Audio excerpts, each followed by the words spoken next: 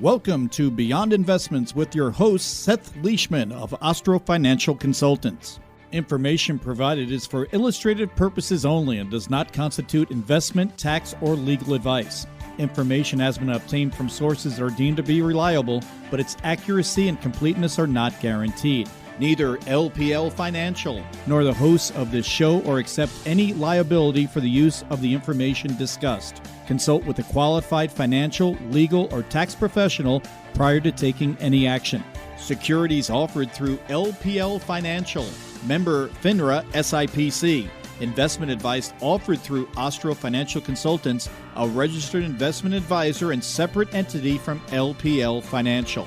Today's guest, Rick Fisher, is a financial advisor with Ostro Financial Consultants, National Planning member SIPC. And now, Beyond Investments, here's your host, Seth Leishman. Good morning and welcome to Beyond Investments here on News Talk AM 830.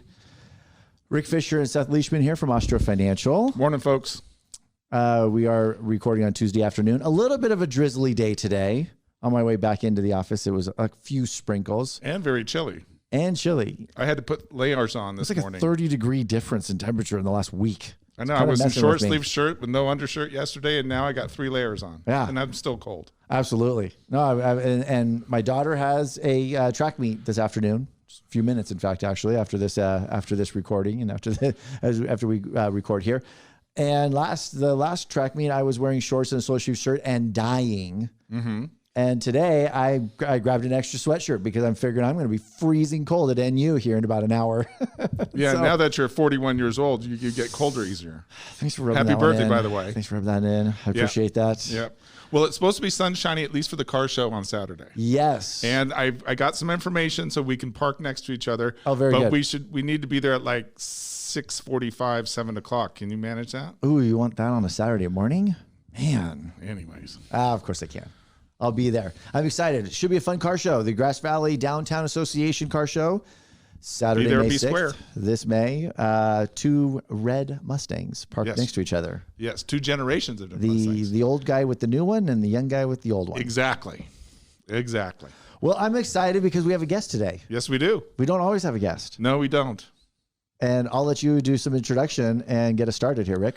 Well, I first met our guest 25 years ago, and at the time he was the president of the 49er Breakfast Rotary Club. Very nice. And his name is Gil Mathew. Welcome, Gil. Thanks for having me here. And at the time he had a little company called Benchmark Thermal. Very nice. Which you have sold, and now you got into solar for a while, and you're still part of that a little bit. Still do a little solar on the side, but primarily I work with the Nevada County Economic Resource Council doing economic development. And what is your role there? And what's the kind of history? How long has the Economic Resource Council been around? They started in 1996. There was the Nevada County Businessmen's Association, and that had kind of floundered a little bit. And so some of the elders in the community wanted a more aggressive economic development face. And so they started the ERC. Some of those people whose names you would probably still know. Let me see, there was Lowell Robinson was part of that group. Yes, absolutely. And some of the Hansons. And they started the Economic Resource Council, and they hired a guy and gave him a card table and a phone. And said, do economic development. And I came on the board in 2000 as a board member. And then when I sold my manufacturing company in 2007, I was still on the board. And they needed an executive director. And they said, Gil, you know economics and you've run companies. Why don't you come and be our executive director? So I did that. I did that for 3 years. And then I went off and did solar for 8 years, and now I'm back. So it's been an up and down ride. So what is the charge of the Economic Resource Council, and how does it work, and what is your goal from year to year? So the Economic Resource Council, we lean heavily on the word resource. We're a resource for businesses within the community. We may not have the answers, but we know where the answers can exist, and we know how to touch those answers. And we know how to put people together that need to be together to solve issues and problems. That's one of the major things we do. Specifically what I do, I spend an awful lot of my time, about 40% of my time, working with young entrepreneurs and emerging businesses or businesses in the community that might be failing. We just came out of the pandemic, which put a stress on an awful lot of businesses. And so we work with them to restabilize them. And so as an example, I just working with a company this morning that started 4 years ago, got smashed with the pandemic, but they're coming back out of it. So I help build their accounting system and helping them with doing financing. So that's what we do. We have a board of directors of 19 people. Ooh, wow. Yeah, a very large board. Some people say it's too large, but personally, I like it. Our board president is Stephanie Ortiz, the recently executive dean at Sierra College, and Dale Creighton of SEO Engineering as our vice president treasurer.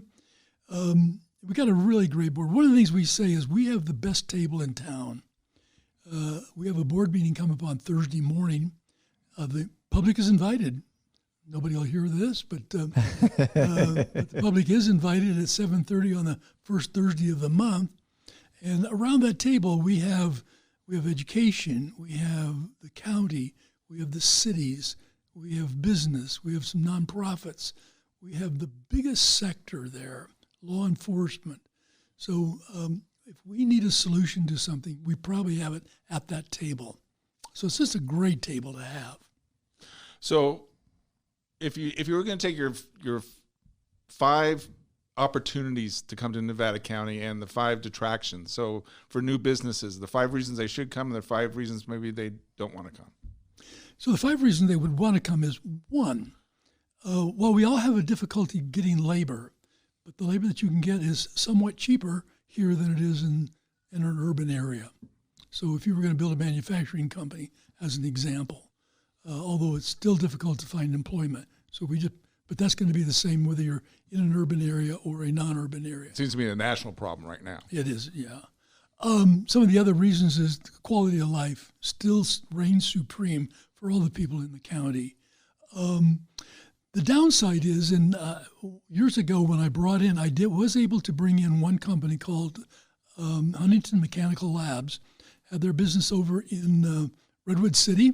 I happen to know the owner of the business. I said, come over and take a look at Nevada County. He did, and I hosted he and his wife for a weekend, and this was back in 2008, and showed him around town and introduced him to people.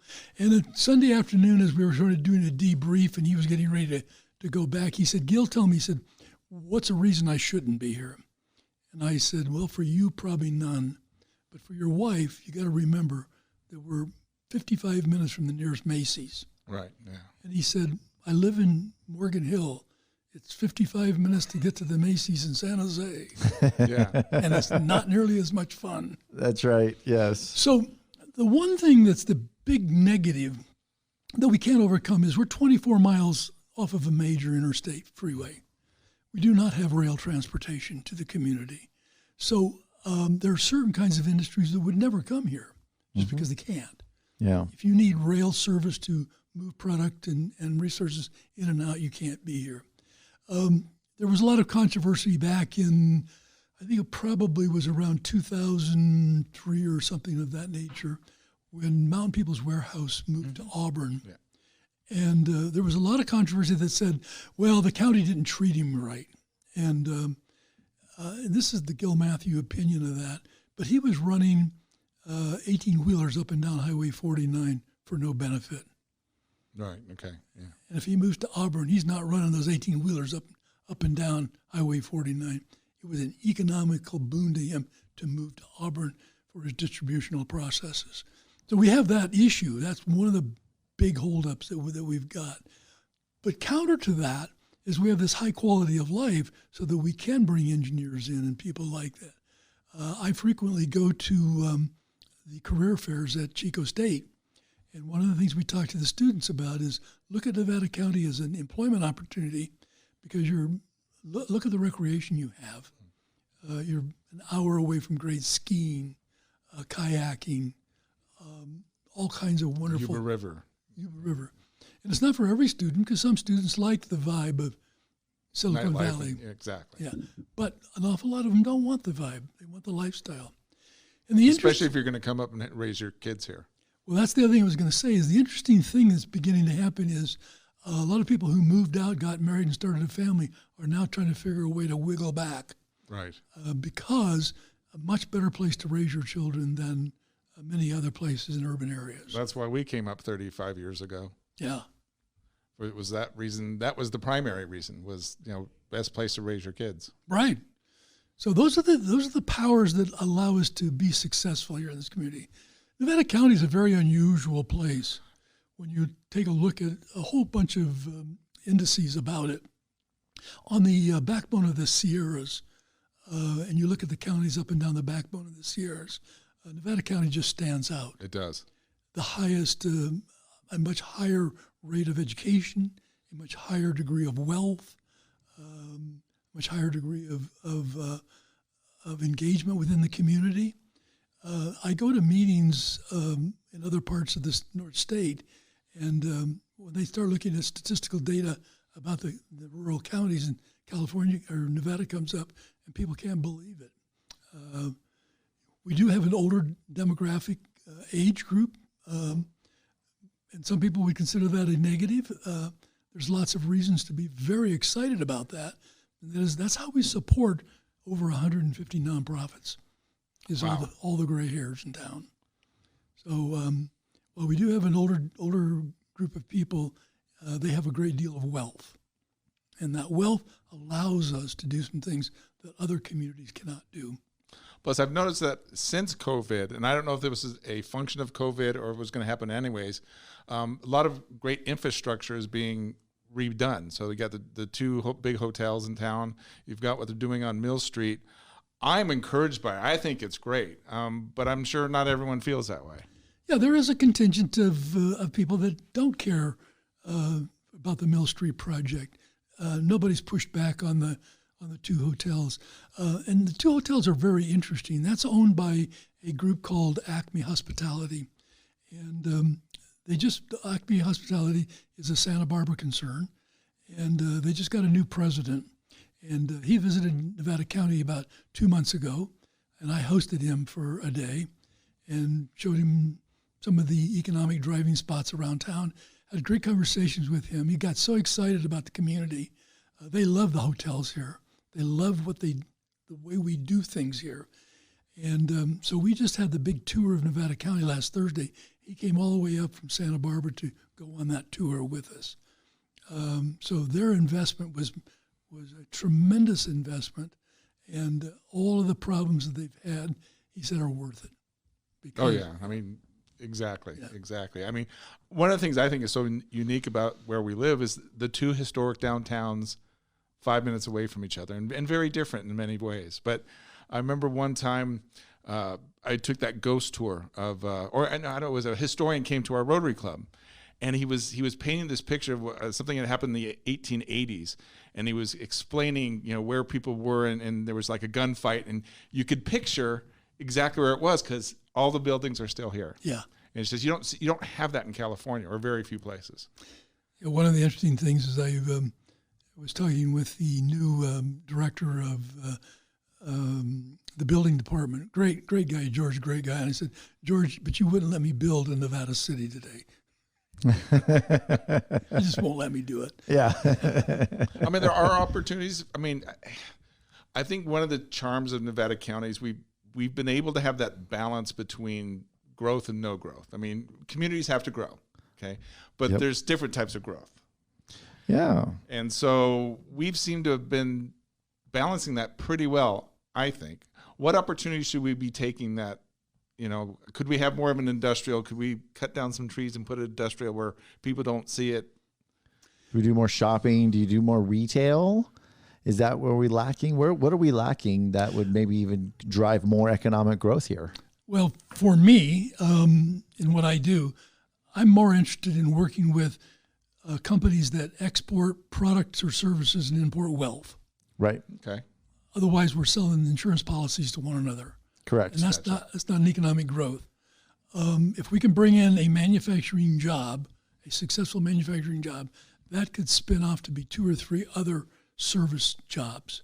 Correct. So what happens in an economic system, you have a restaurant as an example, and the restaurant doing very well, and you can't get a reservation. So one of the waitresses says, well, I'm going to go across the street. I'm going to open a restaurant. Right. Right. Okay. Now the first restaurant is now losing business. Right. So we need more people to now go to 2 restaurants instead of just one. Right. Right. So that's why I like to work with companies that export products and services and import wealth, because now more people can go to the restaurant. That's where I want to focus, I think, the growth that we need to have. I'm doing a project right now. In fact, when I leave here, I'll be back on it. We're doing a survey of Whispering Pines Industrial Park. That was put together in 1982 as a concept for a corporate, what do you want to call it, a corporate park. And the idea was that they would put manufacturing in there, and there has been a shift in what's going on up there. We now have a big dentist office. We lost Grass Valley Group, now going to be in Concert Sierra, which is a great facility for them. I'm happy about that. But 2 gymnasiums, there was never considered that. One of the things that's going to be interesting to watch is going to be what's going to happen with AI and industrialization, mechanization and computerization of all kinds of things. We're going to need less workforce, are we? I don't know. But as McDonald's goes to a kiosk system for ordering, we don't need, the high school kid doesn't have a job anymore. Yep. Which is problematic in many different ways. Yeah. How are we going to solve that? I don't know. I don't have that magic wand. What pops into my head, and this may be an old-fashioned concept, but the whole part of being an apprentice for a skill, whatever. It doesn't necessarily have to be a trade, but just an apprentice. Just hook kids up with their interests and have a mentor. Yeah, one of the great things that did happen in our community, if you're familiar with the Curious Forge in Penn Valley, and the Curious Forge, a maker space. And about a year ago, one of the things we discovered, there are 18 metal fabs in the community, and they can't find labor. And if you go out on the street and you try to bring a kid in who doesn't know anything about metal fab, you're running some big risks of safety, risks of some fairly sophisticated machines getting ruined. So we put together a curriculum to train metal fab. Now, like the old shop classes from back in the day. Exactly. So they used to talk about, well, you could learn welding. Well, welding is just one small part of a metal fab operation. So the Curious Forge program, a 12-week program to train young people on metal fab. And so now we have a workforce we can put to work in that. And it's just, we want to replicate that in some other areas. In industrial sewing is another example of some things that we could do. So there are some hopeful signs out there. Well, that's good stuff. Let's, why don't we take a break? We're going to come back and talk some more about everything going on in our economy, local economy, because there's a lot going on and it's changes for the future. You're listening to Beyond Investments right here on News Talk, AM 830. Today's guest, Rick Fisher, is a financial advisor with Austro Financial Consultants, National Planning Member SIPC. Welcome back to Beyond Investments here on News Talk, KNCO, AM 830. We are having a very interesting economic discussion here because there's a lot of dynamics to Nevada County that may, Gil, you said it great, was we are a unique situation, a unique county compared to a lot of other rural Sierra areas. You look down as you go down south into the, say, like Bishop area, or you go up to Redding. We're just very different. But one of the things that sets us apart that's kind of a bit of a challenge has been housing. Housing has been a little bit of a dilemma and a little bit of an issue here in Nevada County. I know because I moved up here, 7 years ago, and it wasn't very easy.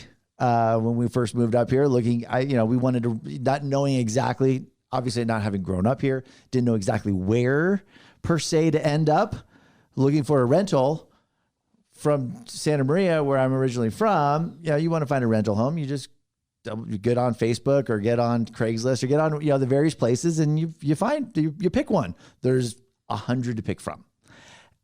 And there were 2 4-bedroom houses in Nevada County when I was looking. One 3 miles out Brewer Road, which was not going to work, right? No internet. No, I'm like, okay. And the one that we rented, which was up off of Willow Valley Road. But that's just from a rental standpoint, but also even from a purchase standpoint. We do have a limited situation, but there's been some improvements. There's been some developments that have gone in and some new ones coming in. Gil, could you give us a little update with kind of some of the challenges we've seen from an economic standpoint in having housing and building housing and dealing with this problem? So the housing problem is not unique to Nevada County. It's statewide. We're 300,000 homes short in California. So we're short in Nevada County. In Nevada County because some of the uniqueness of the county, the topography makes it somewhat more expensive to build. Okay, given the weather as we have seen this year, makes it a little more problematic to actually make the project happen. But we are bringing a lot of stuff out of the ground. We haven't had this much housing activity in the last 30 years since the kind of the great movement of Alta Sierra in that area. So it's very encouraging on that front. The question gets to be, what is affordable? So the project on Idaho, Maryland, Brunswick, that's 270 homes out there. They're going to start with a project called duets, which are a common wall type house. Like a townhouse? Like a town, okay. Yeah. Two residents sharing one common wall, in a whole effort to make them more affordable. Yeah. But the affordability of that, as the interest rates have increased, changed that dynamic. So they want to have done that project 2 years ago. Had we had those same economics, you could have had some quasi-affordable housing. The other project that is very disturbing to us in terms of the Economic Research Council is the Dorsey Marketplace. That was 171 housing units that has been stymied in the courts. Right. And it's a tragedy because we need that housing. It's exactly in the right place. It's exactly the right kind of housing. So you take young nurses at the hospital, could live there, walk to work, yep, and afford it. And afford it is the key. But the one of the criticisms is much of the housing. There's a small project of houses off of West Main Street, Grass Valley. I think there's something like 12 to 18 lots in there. But to build a house, to buy a lot and build a house in there, you're going to begin to look at very close to $1 million. And it's on a city lot. It's, on a city lot. Mm-hmm. This isn't a 2-acre parcel with, all that kind of thing. And we were joking earlier, I think we were offline, about the new director of the building department, a great guy, George. He's really working with the community. Yes. I joke with him, you won't let me build Nevada City. He just won't let me do it. Yep. And part of the cost of housing are all the regulatory things. And I don't mean just the permits. I mean the fact that you have to have solar, you have to have sprinklers, you have to have a light switch or a plug every 12 feet. They would not allow me to build a house I grew up in, a house that much like many of us grew up in. Yes. Well, nobody wants to live in a cave. They don't? Oh my gosh, what a surprise. It has great insulation. Oh, I bet it does. That's right. Yes. So it's 58 degrees year round. But a family of 5, we had 3 boys, mom and dad, and we lived in a 2-bedroom house, 950 square feet. They really won't let you build that anymore at an affordable price. So how are we going to deal with that? What are we going to do about that? And but the housing issue is getting solved, but not with the solution set that we really would like to have. So if we made you the building inspector, or what would you do and what wouldn't you do? Well, kudos to George for doing what he can do, but the regulations come out of Washington, D.C. and Sacramento, California. So our hands are Yep. tied. Yeah, we can't do anything about it. You force the solar and offset of solar. You can't build solar. My house, the trees are so tall. They've already said a roof solar system does nothing because I get like less than 2 hours a day of direct sunlight on the roof, and my HOA will not allow any trees, almost any trees to be cut down. So I can't do ground mount. You couldn't build my house where it sits today. Wouldn't happen. Can't do it. Yeah, it would be impossible. In fact, my entire neighborhood would be impossible to build today. It's pretty wild where we stand today. They especially when you look at the foothills here, when it comes to building houses, they think we all live where there's no trees. Essentially, yeah. That's what they basically assume. Everybody's coastal community with no trees, kind of like Santa Maria. When I go back and I visit Santa Maria, I go, "Where's all the trees? How come nobody plants trees around here?" Because I'm so used to living in our beautiful area with trees. But it's very interesting. As we wrap up here, Gil, what would be kind of the last couple of things you'd love the public to hear from an Economic Resource Council standpoint with where you see and where you hope our future is? Well, our future is in the youth. Yes. No doubt about that. So one of the things I vigorously work on is finding those young guys who have an idea and help them build that company that can export products and services and import wealth. That's our future. That's our hope. And we need to support them. We just did the tour of Nevada County last week, and one of the things that came out of that, many people talked about, all of those businesses started on a kitchen table in a garage. Yep. So we've got to give them the opportunity to do that. We can't make legislation that says you can't weld in your garage. Right. That's yes. how you're going to get started. So the future, the hope of the future is in youth, always is. Absolutely. Gil, we really appreciate you coming in today and talking with us and giving us a lot of wise counsel and advice and further updates with what's going on in our neck of the woods here. Beautiful Nevada County. I know I love living here and wouldn't change anything about living here. It's just beautiful. But we need to continue to grow. We must grow. That's going to be the future. As always, we want to encourage any listener out there. As always, you can go to our website at austrofinancial.com. You can click on the news link there to download or stream any of this show or any previous show as well. And as always, if you'd like to learn more, give us a call at 273-4425 and come experience the difference when you think beyond investments. Bye, folks. Information provided is for illustrative purposes only and does not constitute investment, tax, or legal advice. Information has been obtained from sources that are deemed to be reliable, but its accuracy and completeness are not guaranteed. Neither LPL Financial nor the hosts of this show or accept any liability for the use of the information discussed. Consult with a qualified financial, legal, or tax professional prior to taking any action. Securities offered through LPL Financial, member FINRA SIPC. Investment advice offered through Austro Financial Consultants, a registered investment advisor and separate entity from LPL Financial.